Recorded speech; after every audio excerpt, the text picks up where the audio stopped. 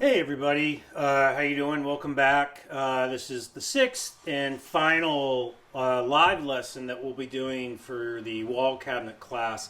Tonight, I'm going to show you how I fit a drawer.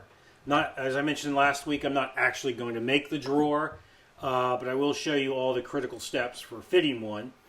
And then during the next week, I'm going to make some short videos just to show you some key things about the back, and then something about the pulls. And what I'll do is I'll make those little videos, and then we'll post them to just in that same player that we're using for the class lessons. All right. And eventually, I will actually finish this cabinet completely, and I'll post pictures to my Instagram and stuff. Before we get started tonight, are there any questions? Nope. Okay. I will show you one thing. So, I glued up the veneer last week for the inside of the door, and I was moving it. And I kind of dropped it onto my saw table. And this is not the glue line. This is a place in the wood, because you can see here, so you can see the glue line better on the back on this other side. Because there's a lot of you can see the glue beads, right? So you can see that this is not on the glue lines. It's an area where the layers of the wood did not bond as it normally does as the tree was growing. It's something that's normally called shake. And so this stuff just fell apart. And I'm kind of contemplating what to do. I think I'm going to try to glue it together, knowing that, once it's glued down to the door, it's not moving because there's just so much glue involved in that process that it'll be fine. So all I really need to do is do something to secure it back until I glue it down. And really that could maybe even just be blue tape, But anyways, thought I'd show you that.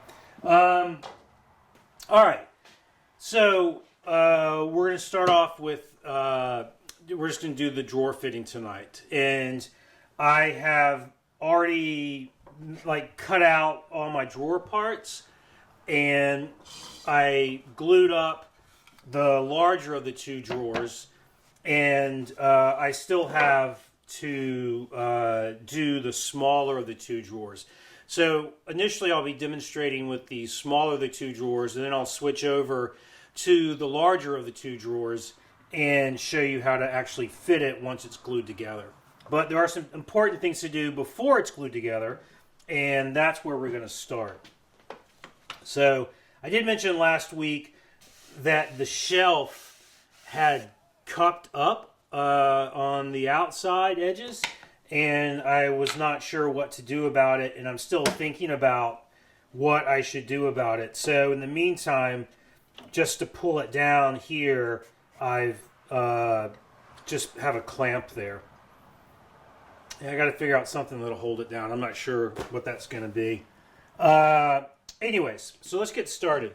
So one thing, so here's how I make small drawers. If we look at this from the side view, you can see that the sides and the back are shorter than the front.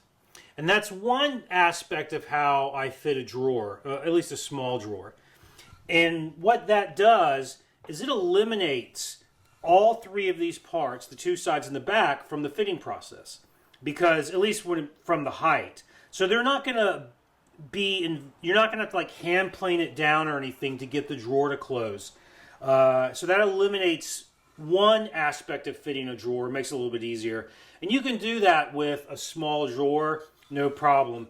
And if it was a drawer that you had on slides, you could also do that without a problem. Let's see what else.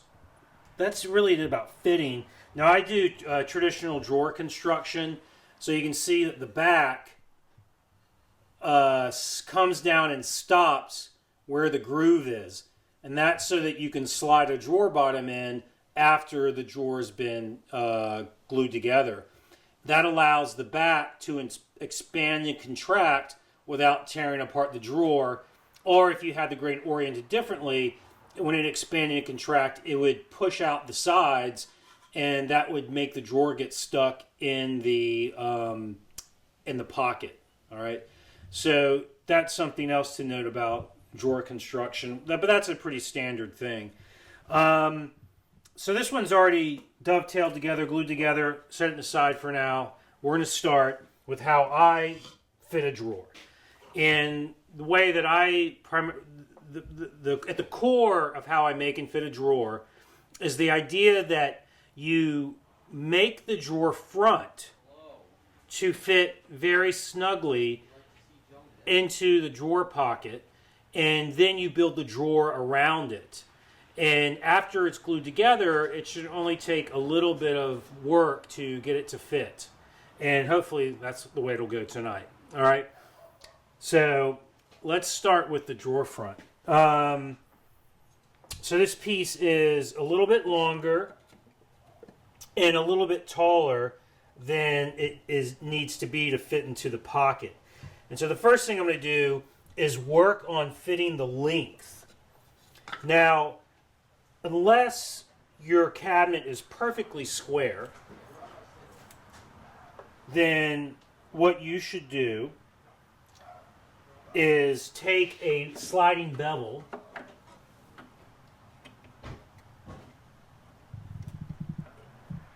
and angle it to match the two ends of the drawer pocket. All right, so that, let me do it like this.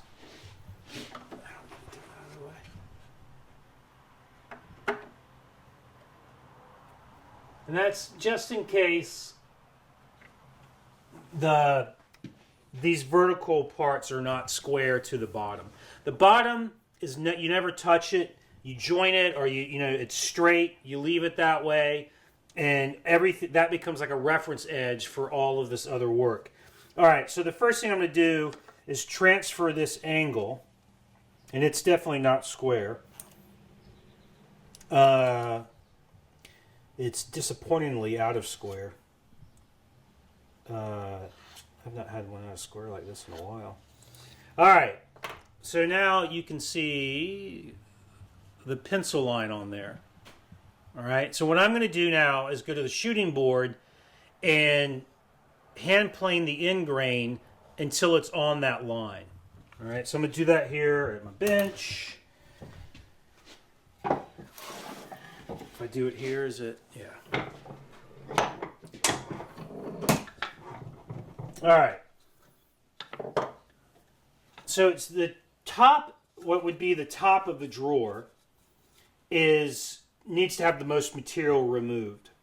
So what I'm going to do is put that there and then find this stack of high quality shims. And shim, since I want this end to stick out more than that end, I'm going to put a business card down here.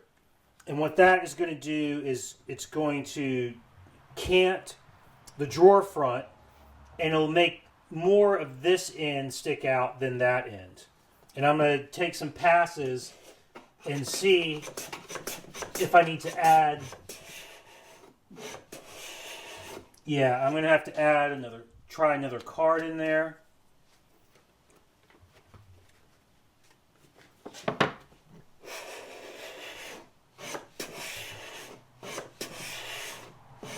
It's going to take at least another one.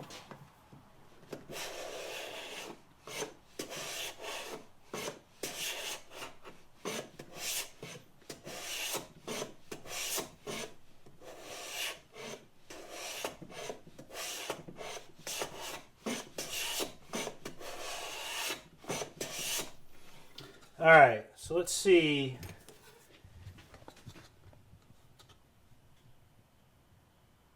All right, so you can see I've got it matching that angle. And when I put it into the pocket, it should, yeah. All right, so it's parallel to this end of the drawer pocket. Next step is to mark it for length.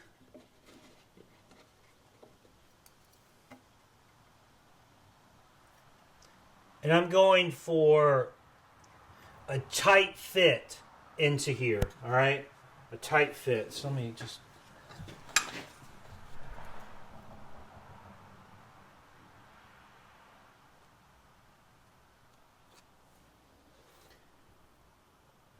All right. Now I'm going to do the same thing at this end.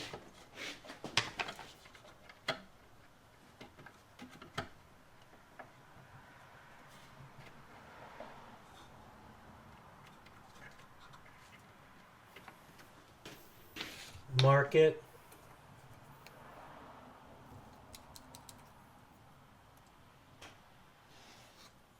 That actually looks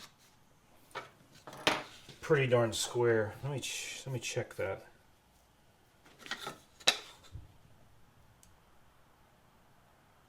Oh, it's just a tiny bit out of square. So I'm going to do most of this.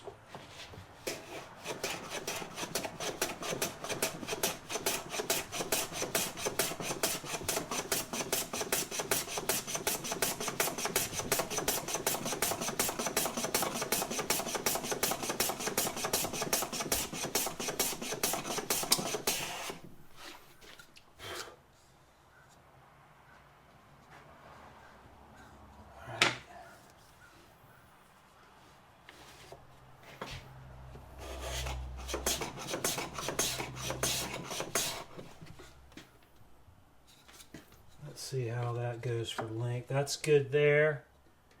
Yeah. All right, so that's good on the length.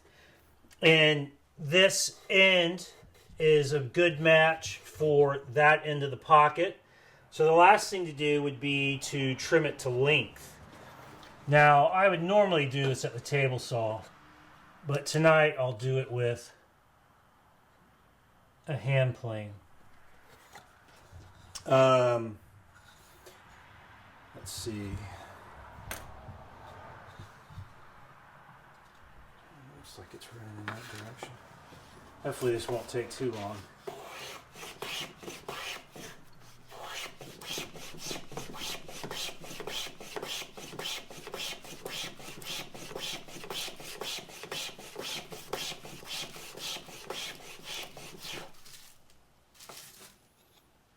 Oh, I'm not quite there yet. I thought I marked it on the face and it was gone. I was like, oh no, I went too far. Yeah,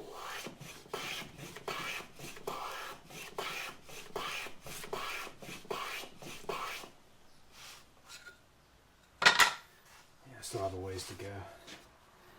I'm going to... Would you use this? Would you do the same with the front of the drawer if you used half-line dovetails for drawer construction? Yes. Yep. Absolutely.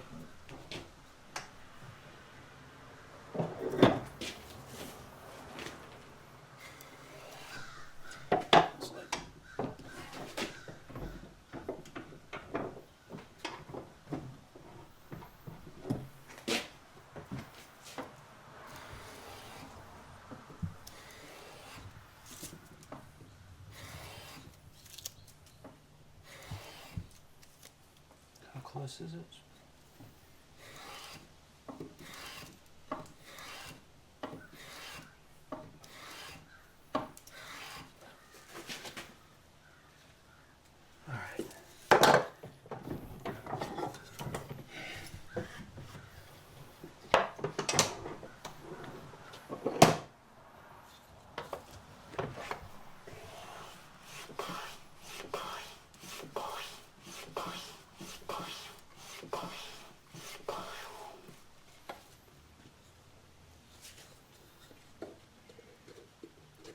So it fits there. It's a little too much at this end. So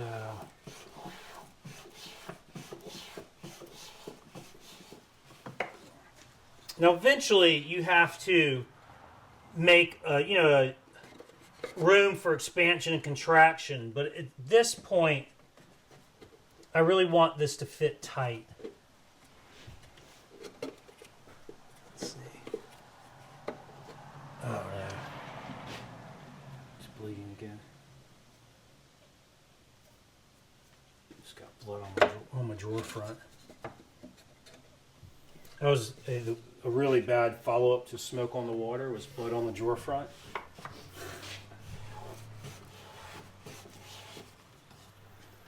Blood on the drawer front. Alright. It's really kind of tight in there. Alright, well, I don't actually have to fit this one entirely perfectly right now because I'm not going to cut the joints. So, let's see if we swing this a little bit. So it fits snugly in there, So this is a good place to start. The idea is that if you have the front fit perfectly to the opening, and then you make the drawer around that, or you build the drawer around that. Of course, the sides are going to be slightly angled, but they need to be because the pocket itself is at a square.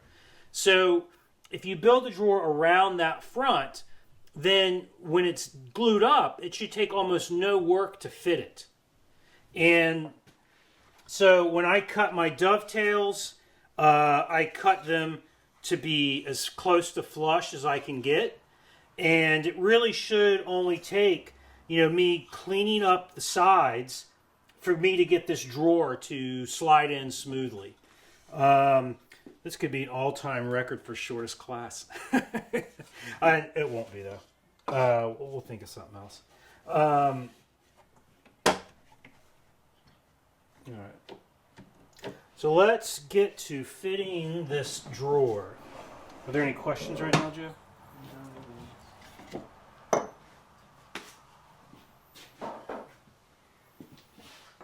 Jonathan, how do you avoid getting glue on the liner when you install the shelf and drawer divider?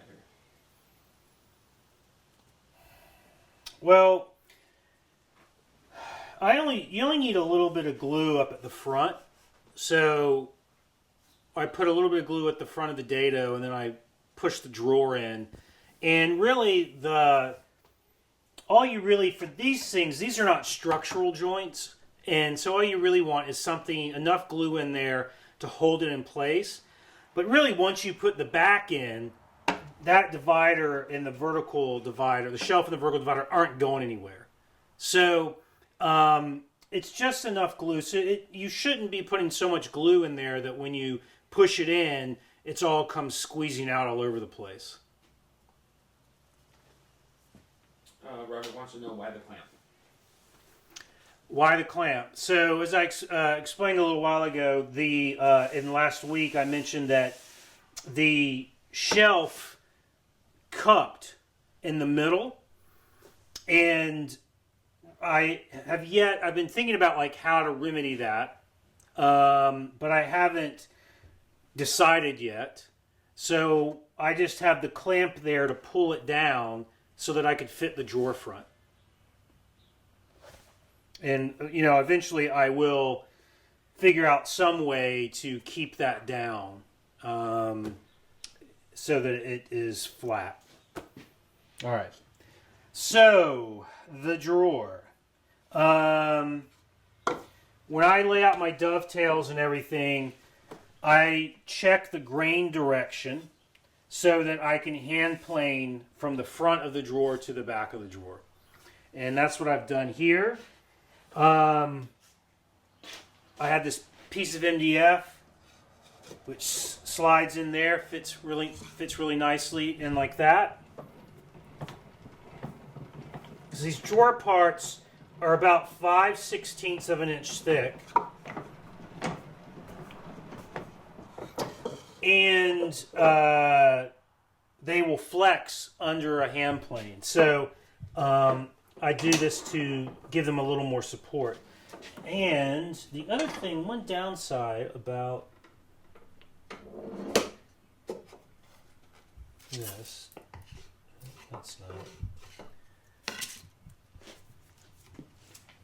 Usually I make like 2 wedges.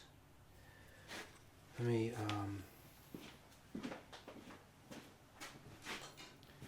smoke. I got that stupid song in my head.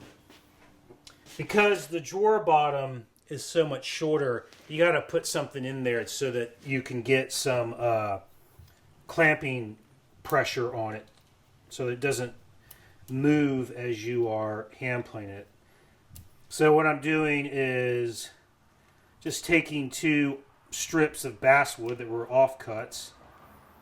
This one I'm putting a long taper on.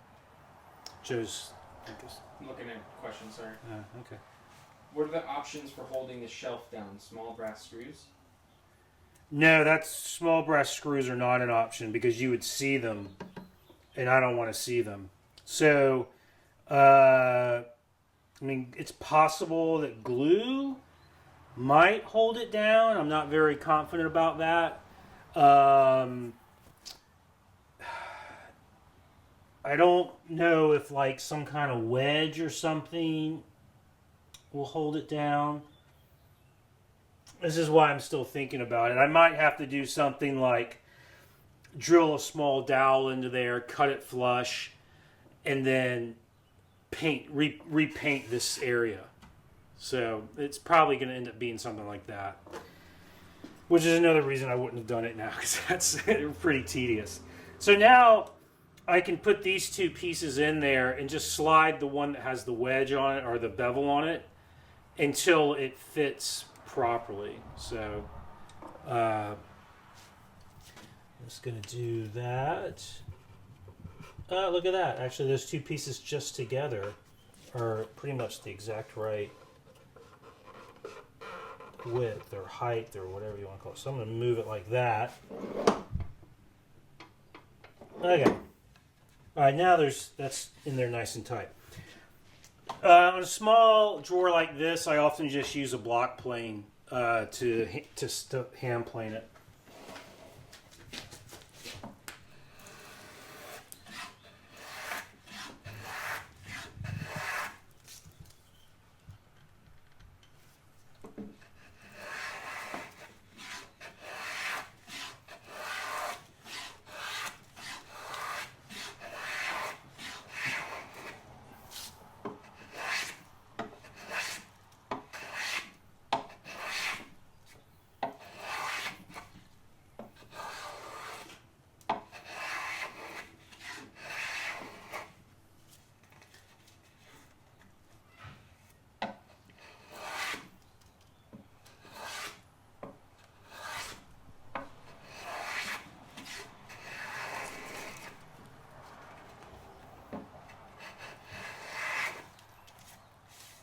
Alright, so that side, I've got it flush to the end grain, got rid of the pencil marks.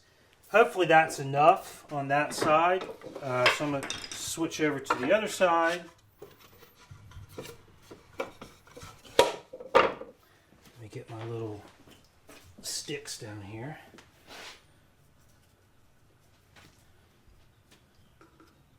Those are going to go in there.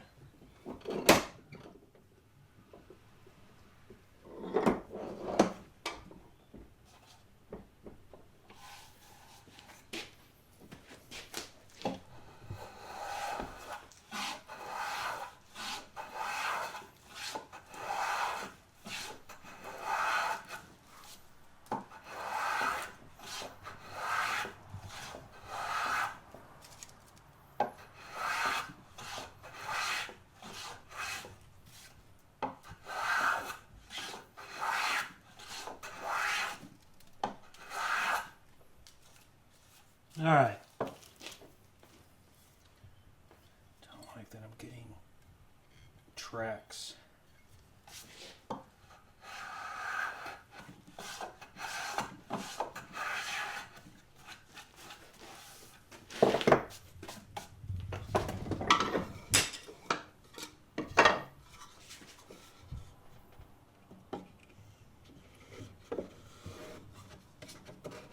So it's a little feel a little tight at the back. Let me just make sure there's nothing, like there's no glue or anything. There's not.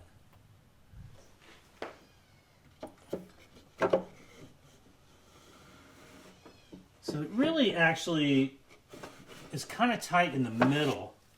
If I remember correctly, this is something else that, this is one of the hazards of working with really thin stock.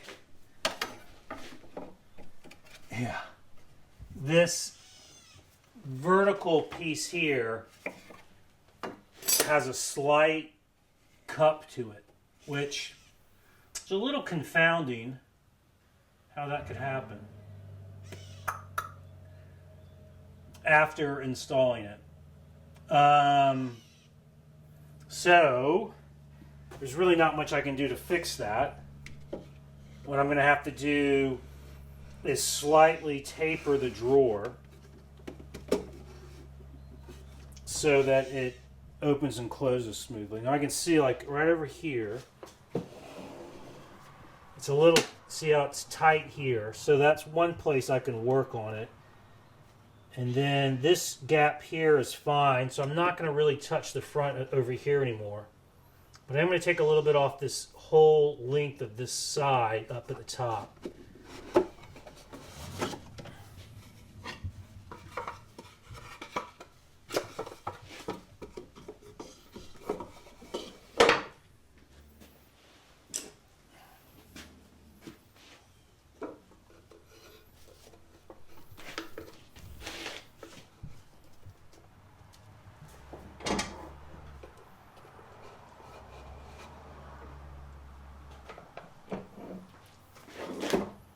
It was at the top, right? Yeah.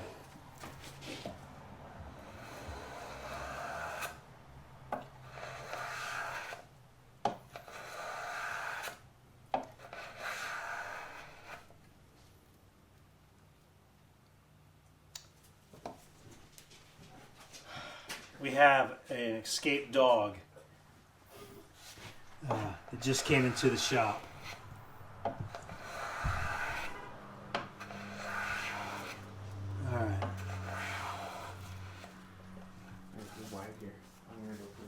Okay. All right, so Joe's going to go put my dog Jonas back in the house. You just got to make sure that screen door closes tightly. My son just left to go to a movie with friends, and he did not close the door properly. Anyways, so let's see how that fits now.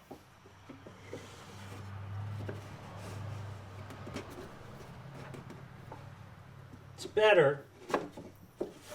I'm going to work up here a little bit more, and then I'm going to kind of maybe taper this side a little bit. Oh, my poor boy Jonas. He loves me so much, he can't bear to be apart from me.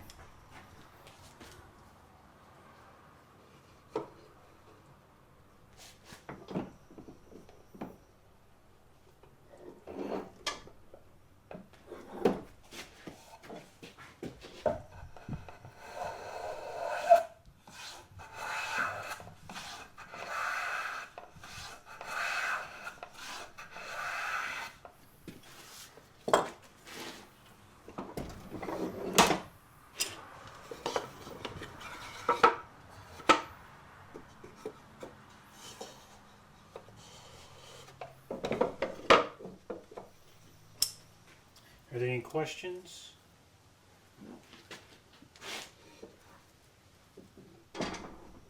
When you're using saws, dovetails, etc., do you use your Japanese saws more or Western saws?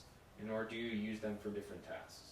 Just because your stuff was right behind you. Yeah, which saw I use depends on usually what I'm doing. For Kumiko, I'm always using the Japanese saws because they cut on the pull stroke and they have a much cleaner cut because there's way more teeth to them. So usually for dovetails, like I actually cut the pins for this drawer by hand, and I used my Japanese Dozuki to cut the cheeks of the pins.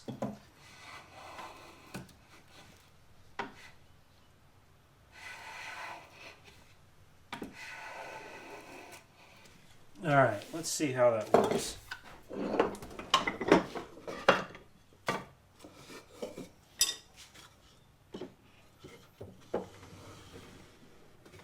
Okay, so that's going in. That's pretty good.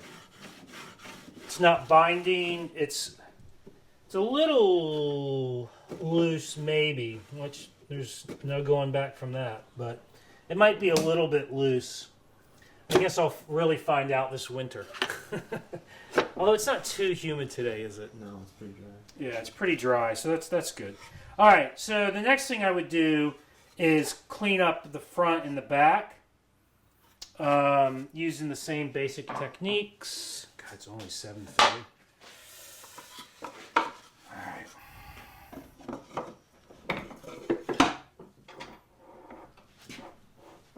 So I need to. This is where the tapered thing really comes in. Alright. I do have a little bit of glue.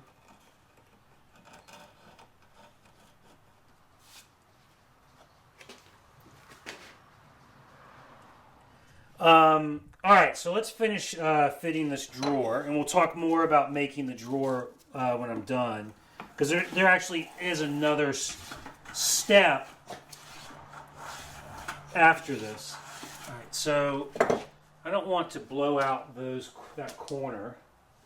So,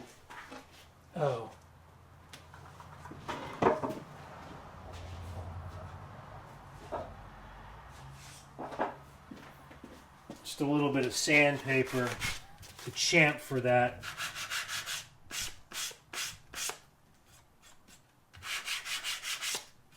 Alright, that should suffice. Alright, this thing is sagging. The vise sags a little.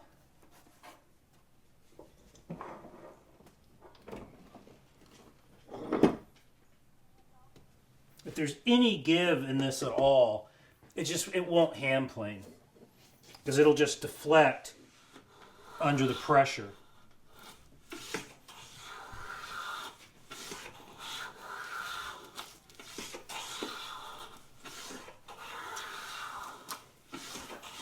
So for the back, all I'm doing is just making sure that the long grain and the end grain is flush, that I've cleaned away all of the pencil marks.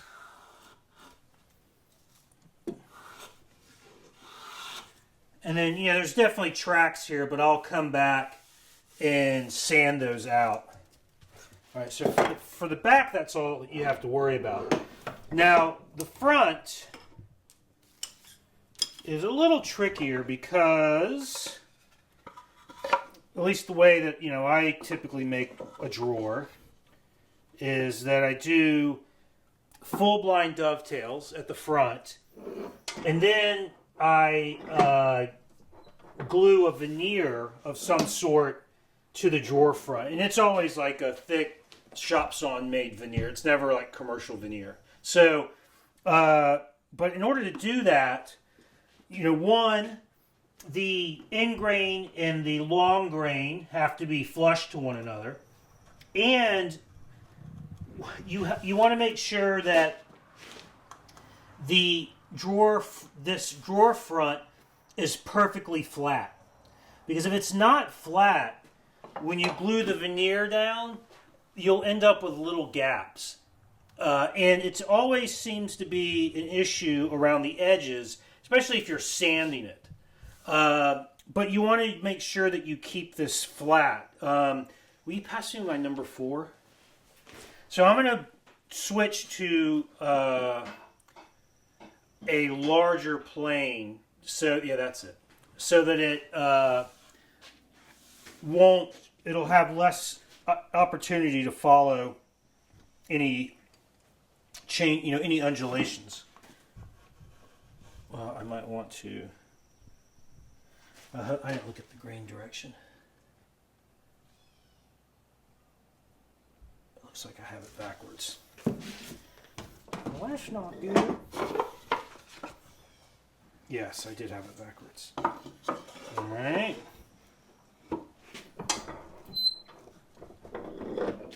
Then just chamfer this. Oh no, I didn't see that. Shoot. That's kind of an issue. Alright.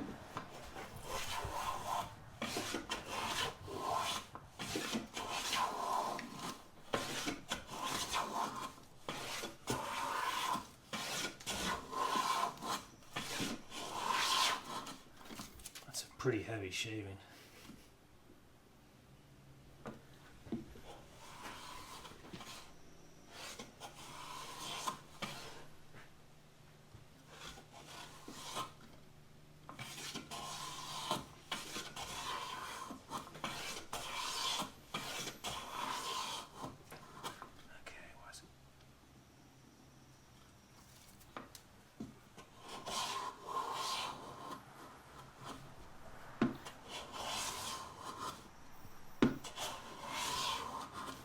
The other thing that you have to worry about, to some extent, as you do this, is that not only is it flat and straight, but also that, and it'd probably be easier to show you once I take it out of the vise. But let me just check this. Let's see. So now it's a little bit low on this edge, this corner here. So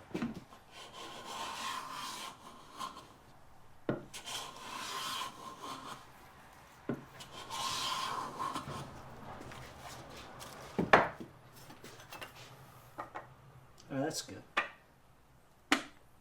That's good. That's not good. It's a little bit low there, so I just take a little bit more off here. But this is when you start to, you can really cause some serious problems this trying to chase this. Because not only does it need to be straight and flat, but when you stand it up, it needs to be square.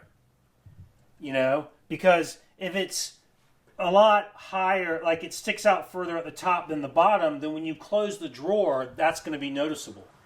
And also, along its length, it's got to be in the same plane so that when you close it, it's not further in on one side than the other. Now, if you do have a little bit of wonkiness like that, what you can do is just inset the drawer about a 1/16 to an 1/8 of an inch, and that will hide any any wonkiness in the drawer front.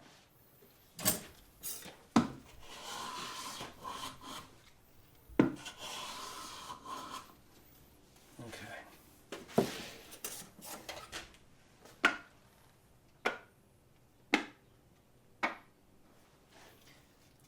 This is really all right. Then what I definitely do on the drawer front is sand it, because I don't want to have any tracks there. So I'm not pressing down with the sanding block, I'm just moving it back and forth.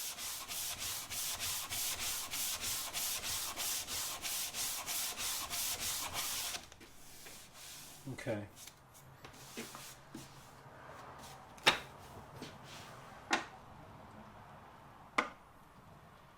Still good and flat. Alright, so that's done. And then the last thing to do, or last couple of things to do, one, you want to check the side, on the bottom edge of the side, where it meets the drawer front.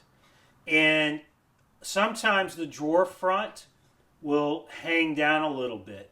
And what that's going to do as you push the drawer in, that little lip that's there will get caught on the cabinet and the drawer will not close smoothly. This one has maybe 1 or 2 plain shavings, there. So what I'm going to do is get rid of those. Get rid of that. And hopefully not destroy anything. Oh no, that's not quite. That's a little. No, I can make that work.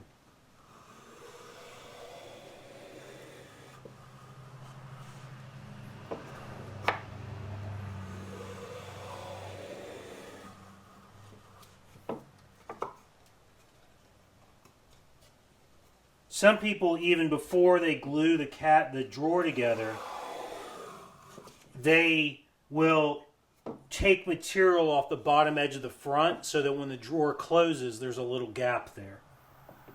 And it also ensures that it's not going to get caught on the front of the cabinet or on the edge of the cabinet. Alright, I know the last thing that we're going to have to do is fit this top edge. You know, because it's still, even though it fits in there nicely, there's not enough of a gap there, and eventually it's going to expand, and it'll sort of bind the drawer. So let me look at this again, because I want that gap to be parallel to the drawer pocket. So there's already a little bit of a gap here, so I'm going to work, there's no gap here. So the first thing I'm going to do is take some passes off that end to lower it down so it gets to be parallel. Okay, it looks like we're running in this direction.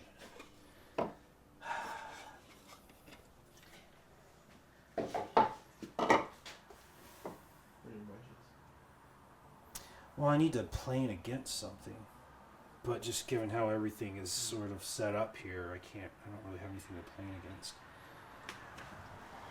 This is not ideal, but this might work.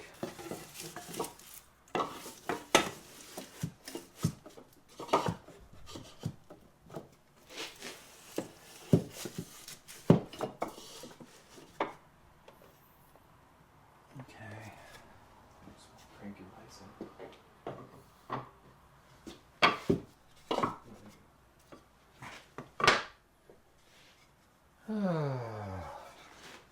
Creative endeavors in woodworking, right?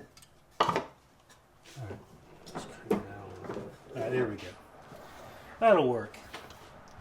So, it's this end that needs to come down some. And now, see what's nice about the fact that the sides are lower than the front is that I can hand plane this, and I don't have to worry about clipping the sides, and I don't have to worry about going back and hand planing those down. They never come into the equation.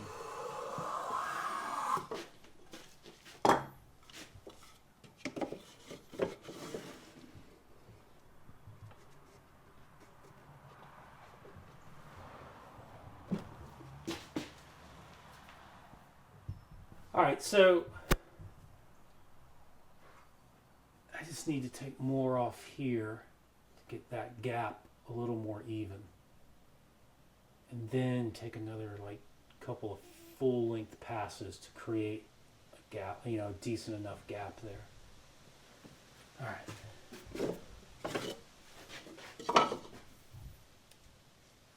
Nick says, what's the height differential between the drawer front and the drawer sides? Like an eighth or less? It's usually on a small drawer like this, it would be 1/8 of an inch. Because if you have to come in and do this, you want it to still look like it was intentional. So if you make them too close together in height and you hand plane the top edge of the drawer down, you might end up with it looking just like you made a drawer poorly, right? Instead of having a nice intentional offset.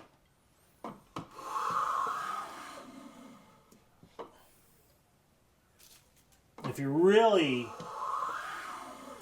wound up about this, is that you can make each side, like you can sort of, if you get this fitted properly from the beginning, you could actually, instead of making the two drawer sides the same height, you make each one like 1/8 of an inch shorter than where it's going to go, and that way, even it'll look uniform and correct. Because now the offset here is a little bit more than the offset here, but.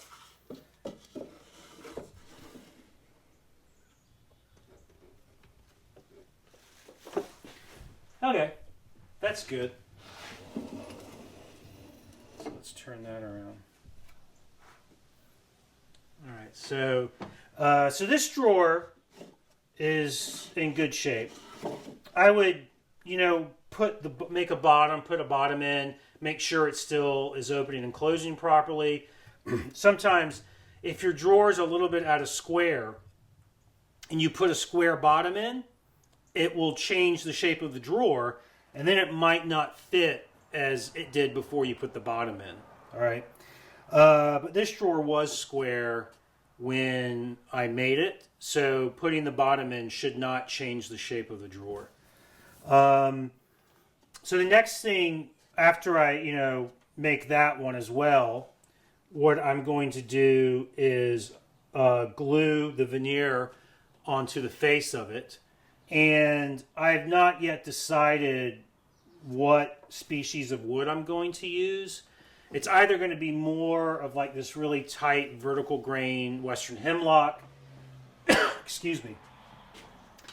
The other thing I might do, if I have the material that I need, is use apple. But I'm not 100% positive that I have any apple that is big enough for this. So, if that's the case, then I won't use apple. I'll use the hemlock, I think. And I would glue that on just with, spread glue on the drawer, put the Shops on veneer down, tape it in place, and then use like a piece of MDF as a caul and just clamp it up. All right. Will asks, what will you use for the bottoms? So these drawers I made out of basswood, so I would just use basswood for the bottom as well. Could you use plywood or something like that? I mean, you could use plywood. If I used plywood, I'd probably cover the top and bottom with some type of nice paper, so I wouldn't have to look at plywood. Yeah. Any other questions right now? No? Okay. So let me think if there's anything else. All right, so the veneer goes on oversized. It's a little bit, maybe 1/8 of an inch. There's 1/8 of an inch overhang on all four edges of the drawer. And then I just use a flush trim bit in my router table and route it flush. All right. And then it should still fit perfectly because the drawer fits perfectly and the veneer's been routed flush to it. So it should be fine. Excuse me. Then I would make the pulls. And I am going to make a video to show you how I make the pulls. And we can also now talk about the back. But I'm going to make a little video to show you how to make the back. Well, I'm not going to show you like the complete process for making the back, but I'm going to show you the most important things about it. The back is a shiplap back, and the key thing about that, I wish I had my big drawing pad out. It's in between the wall and my planer. Dan says, what's the deciding factor between paper and fabric for your drawers? Fabric is a little harder to, for drawers, I typically do not use paper or fabric. I just use, so it's a basswood drawer, I use a piece of basswood. And that's because that solid wood is expanding and contracting, and it's difficult to keep stuff glued down to it well. So the only time I would use paper or fabric is if it were plywood. I would probably, I would use paper because paper tends to grab the data or the grooves less. All right, but if you, if you're going to put paper on it, that means you have to make up a sample of the drawer bottom that has the paper on it. And then when you're cutting your groove, you have to cut your groove so that you can slide that in with the paper on it without catching the paper and tearing it up. So that there's a lot of work. It's not a lot of work, but it's tedious work. It's work that requires patience. And so I have made many a drawer that way, but it's not something I do very often. I generally make my drawers this way, a traditional construction with a solid wood bottom that slides in after the drawer is glued together and fit. Let me show you just really quickly how a shiplap back should be made. All right.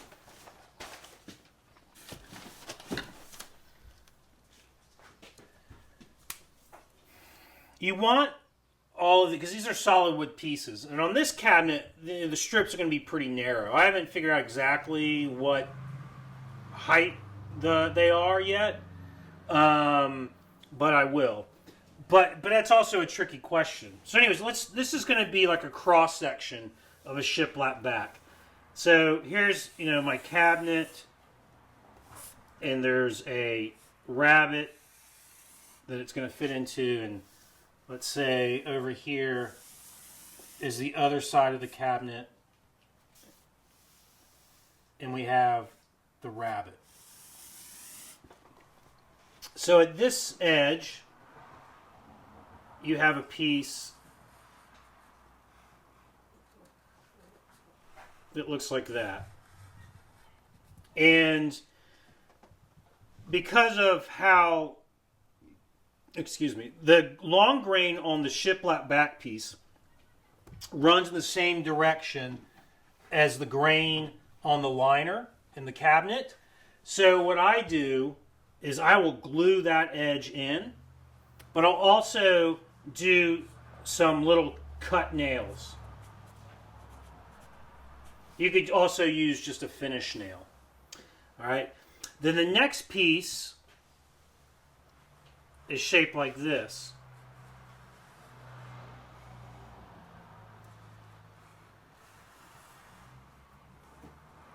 All right.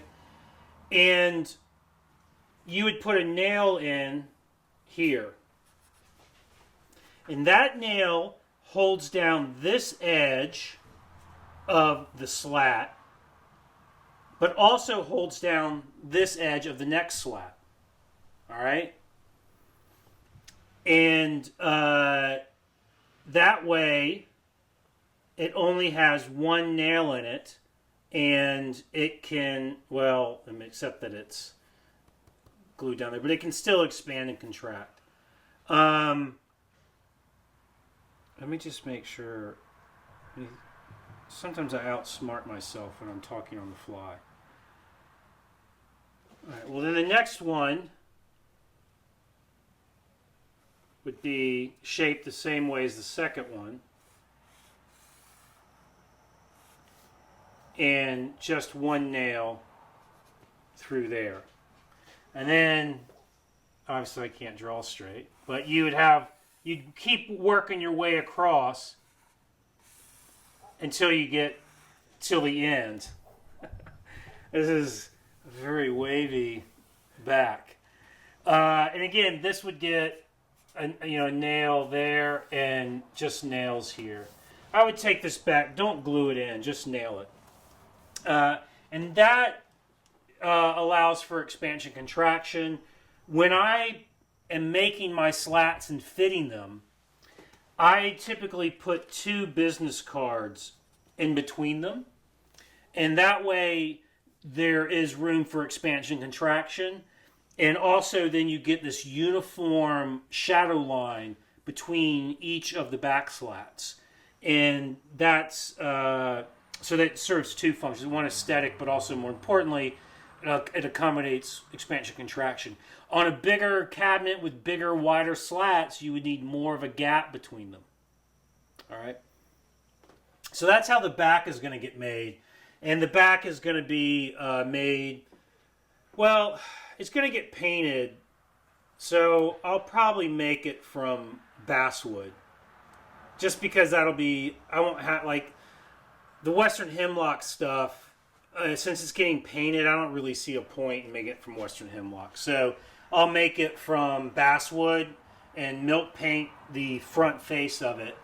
And then the back, actually, the rabbet, there's space between the back slats and the back of the cabinet. And that's where I will glue a French cleat to the slat and to the cabinet. And down here at the bottom, I'll glue a piece that's the same thickness as the French cleat. I typically use 1/4-inch plywood for a cabinet this size. And so that way, when it's hanging on the French cleat, it will also, it has this down here so that it is parallel to the wall. And then it also sits off the wall about 1/8 of an inch. So it kind of looks like it's floating and there's a shadow line. That's what I do. That's what I like. And then the French cleat would be, this part of it gets attached to the wall.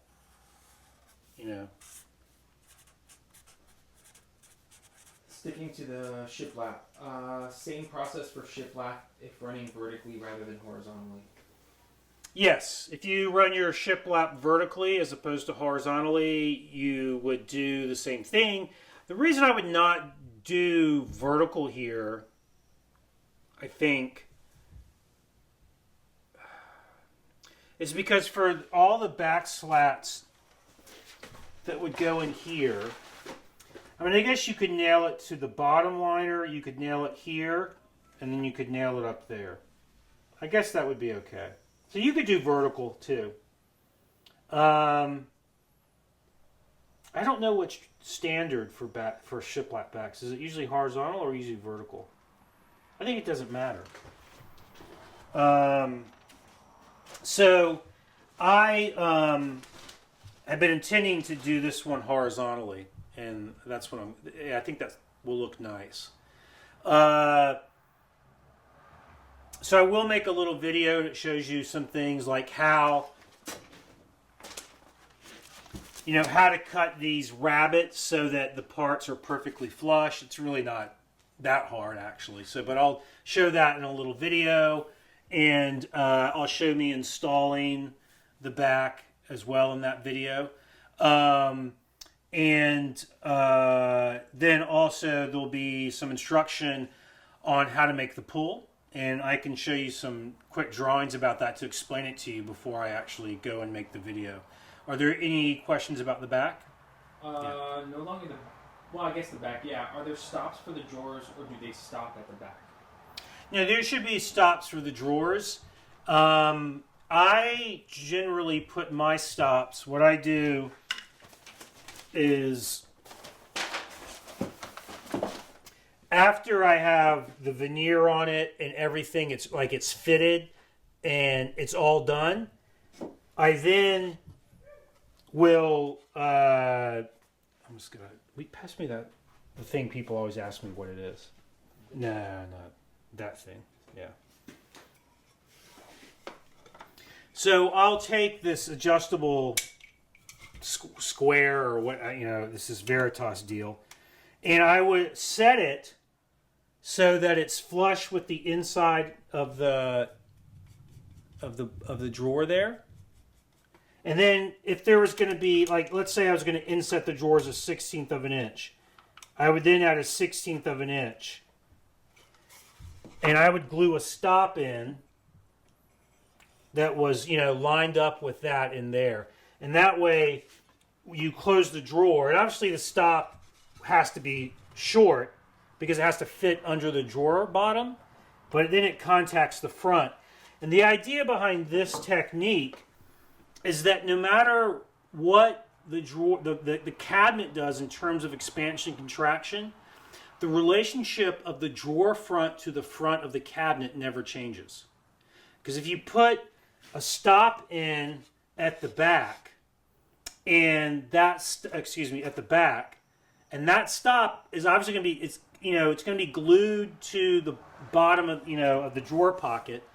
Then as the drawer bottom expands and contracts, and the cabinet itself expands and contracts, it changes the relationship or the look between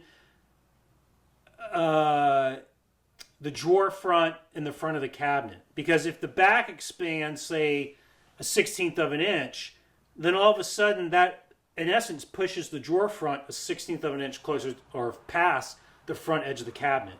So, although people have been doing that for hundreds of years and somehow it works, I don't know. But I like the technique of doing it back here. And I just use CA glue and just glue down something that's maybe 3/8 of an inch wide. And in this case, I'd probably just, you could do 2 small ones or 1 big one in the middle. This one only needs 1 in the middle. Nick asks, if the shiplap is vertical, the French cleat will need to be attached in such a way to float to allow the wood expansion, correct? Not attached to the shiplap directly. Yeah, I guess so. Yeah, I think that's probably right. The wider the shiplap slats are, the more wood movement becomes an issue. And so you would have to in some way accommodate that wood movement. And because the French cleat would be running perpendicular to the grain, you would have to in some way accommodate it. So I'm pretty sure I've done vertical shiplap before. Or have I? No. I think I always do it horizontal. And that's probably why. I mean, obviously, if you were doing something that was not a wall cabinet, then you could do it vertically, no problem. So by running it horizontally, that allows me to glue that French cleat to the top slat, which makes it strong. Any other questions? No? Not yet. Okay. Let's talk about the pull.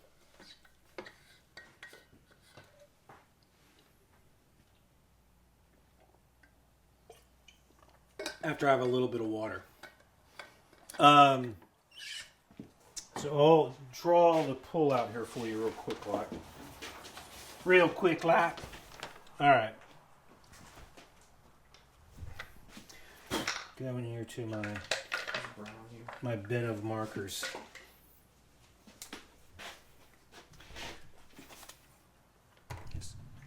Hello, buddy. Oh, poor little guy. I know. All right. Knock it off, Jonas. All right, so the pull is going to be, from the side, it's going to look like this.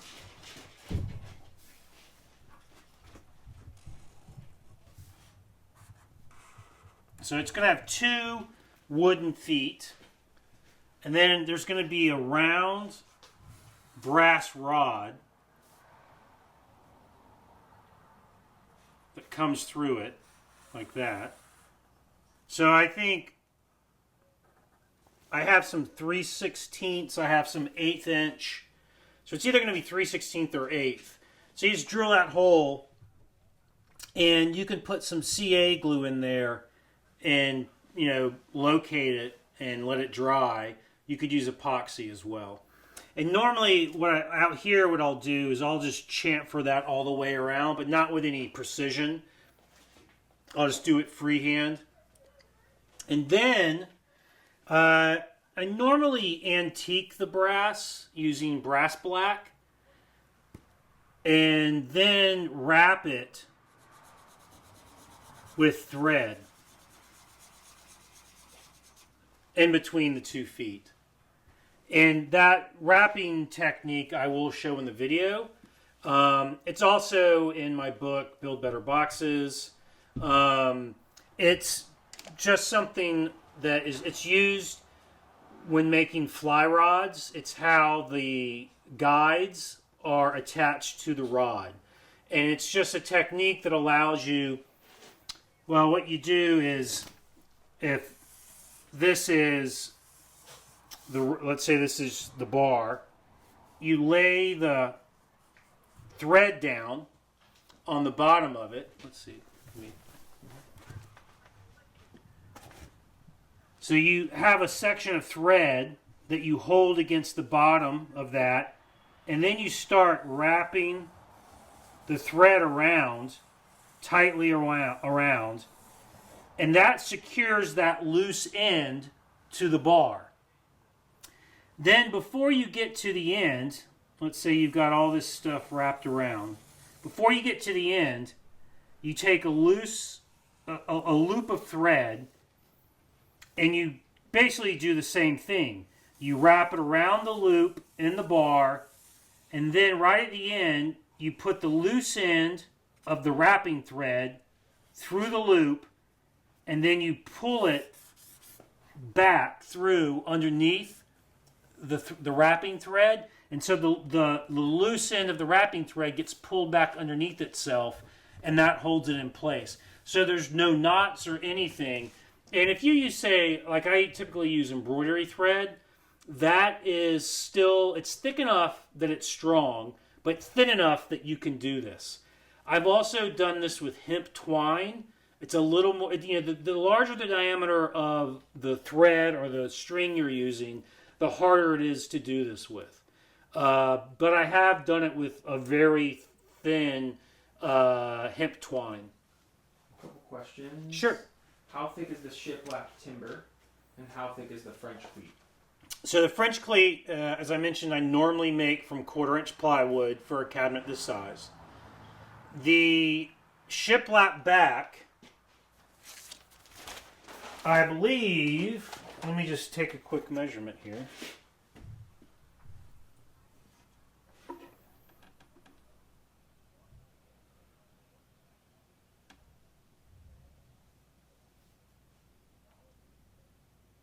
I'm gonna make it probably 5/16 to 3/8, and then when I put the French cleat in there, that's going to give me a certain offset from the wall. So I think for a cabinet this size, 1/4-inch, I could probably get away with. It might be a little tricky though, so probably 5/16. Next question, how do you attach the feet to the drawer front of the pull? So the pull is glued to the drawer with CA glue. And I use CA glue because I can just hold it and it sets quickly. Whereas if I were to use yellow glue and then have to clamp it, it would not be easy to clamp. And I'm worried that something would break. So I use CA glue. And these feet are going to be, something like a 1/4-inch thick. So there's plenty of glue surface there. 3/16, a 1/4-inch thick. Do you have a brand you recommend? A brand of CA glue that I recommend. I like, the easiest one to get a hold of that I like is DAP Rapid Fuse. And you can find that at home centers. And then there's also this brand called Starbond, and I like that as well, but I believe you have to order that one directly from the company. Well, I'm not 100% positive about that, though. All right. Any other questions about the pull or about anything at all concerning the construction of the cabinet? I feel bad. I did not think fitting the drawer would go that fast, really. Something always crops up where it's like, oh, yeah, I got to fix this or I got to fix that, but not this time. All right, well, let me think. If you finish the drawer front, will the CA adhere? No, you have to glue the pull on before you finish the drawer front. Unless it's milk paint. It will work on milk paint. But I would, in this case, this will probably be either shellac I'm going to use, or I might try that Osmos stuff. I bought a small can of that to just to experiment with it.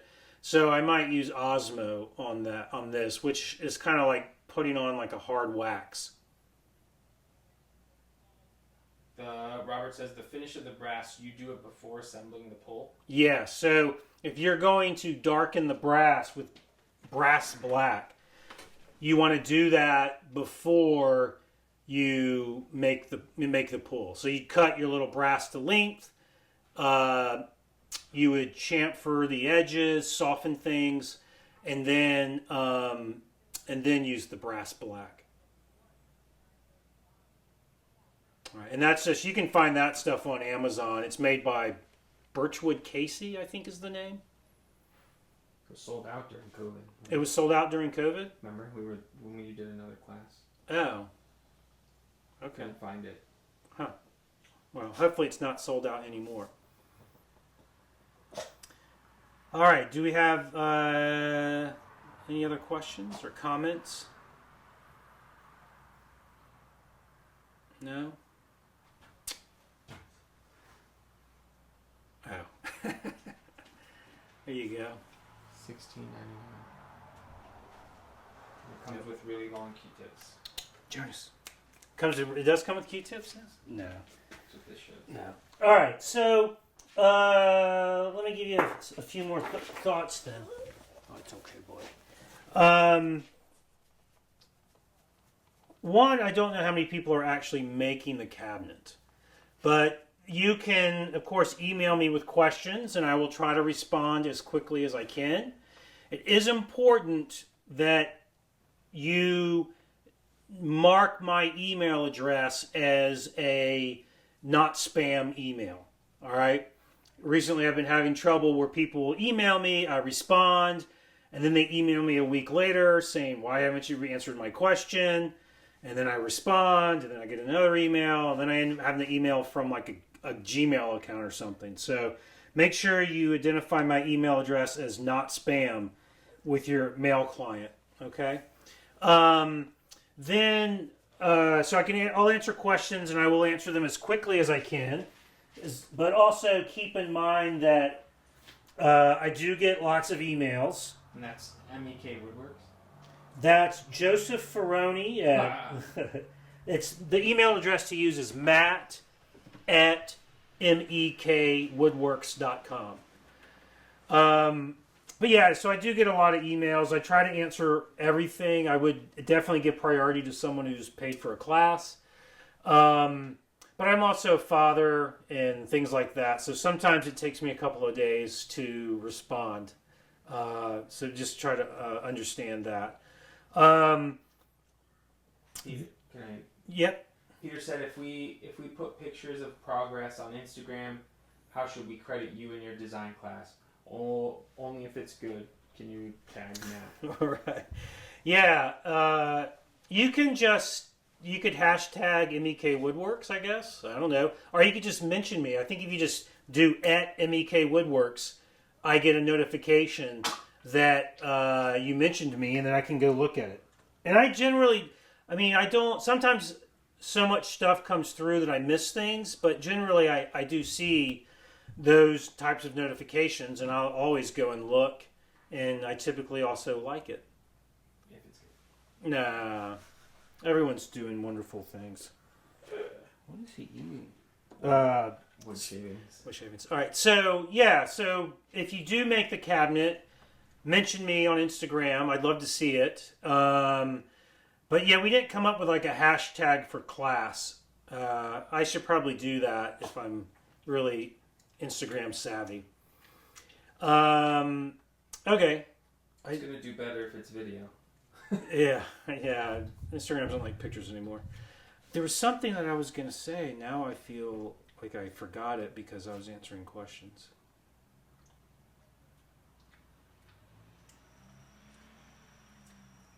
Okay. No, it's not coming to me. So. Shiplap French pleat. Right.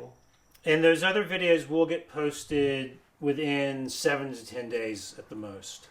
I will admit I'm Thursday through Sunday, I'm going to be in Vermont, not woodworking. So, if you give me until 2 Wednesdays from now, it shouldn't be a problem. All right. Well, I guess if there are no other questions. No? Okay. I greatly appreciate everyone taking the class and also accommodating us having to shuffle things around a little bit once we got started. I feel bad about that, but it was just nothing that we could do. Me too. Yeah, Joe feels bad about it too. But I'm glad that you took the class. I appreciate you taking the class. I appreciate you asking questions. And I also appreciate feedback. So if you want to send me an email, I would love to say I could do an anonymous survey, but if I'm being honest with you and myself, there's no way I'm going to do an anonymous survey just because it would take time away from other things. But you're more than welcome to send me feedback to my email. You won't hurt my feelings if you say something critical. I'm fine with that. I'll learn from it. But if you have positive things to say, it's always great to hear positive things too.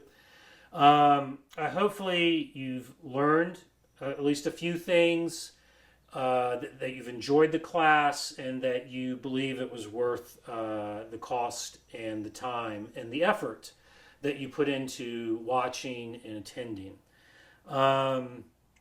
We will do more classes. And if you live in the New England area, keep an eye out on my Instagram because I think Joe and I are going to try out some funky in-person classes. Some pop-ups. Some sort of pop-up woodworking classes, although I hate saying that, pop-up. But some one-day traveling woodworking show maybe, or classes. But anyways, you can keep an eye out on my Instagram for announcements related to that in details as well. Nick said he's taught and taken classes, and this was fantastic. Well, thank you, Nick. Nick has taught classes, he has taken classes, and this was fantastic. Thank you, Nick. Thanks so much. Thoroughly enjoyed this. Looking forward to the next one. All right. Great. Dan. Yeah, I really do appreciate everyone taking the class. It makes my life easier not to have to travel as much to teach. And I actually enjoy these. The only bad thing about it is I don't get to meet each of you in person. Some of you I know personally, and I wish I didn't, but just kidding. It's like what Bilbo Baggins says. Some of you I like less than half what you deserve, and some of you deserve less than half of what I like, or something like that. Anyways. Well, if there aren't any other questions or anything, I guess we'll wrap it up a little early tonight. And look in the next... What I'll do is when I post those videos, I'll send out a big group email to everybody. All right? But again, you got to make sure that my email address is labeled as not spam. Because right now, Gmail is, for some reason, blocking my emails for some people. All right? Awesome. Last call. Bueller. That's it? That's it. That's all. All right. Well, enjoy the rest of your summer. Enjoy the rest of your week. And good luck in the shop.